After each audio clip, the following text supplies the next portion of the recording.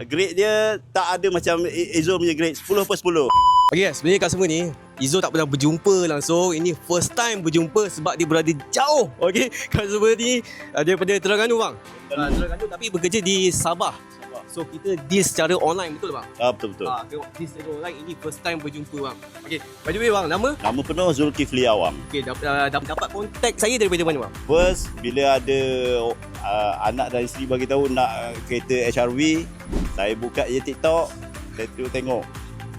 Siapa yang hebat dalam TikTok Honda ni? Tengok itu coach. Perkataan coach Honda tu kan. Dia dah lama besar lah. Maknanya coach. So terus ini Izul coach Honda. Orang lain punya komen ke apa kan. So tengok sekali, lepas tu call sekali, okey confirm jadi. Alhamdulillah. Orang Terengganu cakap kan. Orang Terengganu lah, kalau Terengganu senang kira mudah bahasa. Lama bahasa So apa nama, dari segi free gift semua on point Semua. Kereta ni macam Izul cakap, nanti abang ambil kereta ni kita bagi fully loaded. Fully loaded terus jadi. Memang data pun fully loaded, apa semua tu semua komplit lah. cantik. Baik bang. Okay, seikhlas hati abang boleh tak bagi grade dekat saya daripada 1 sampai 10? Seikhlas hati bang. Kalau nak bagi grade 10/10. Oi, tinggi juga tu. Memang. Tengok guys. Sebab sebelum ni saya pun ada beli sebiji Honda juga.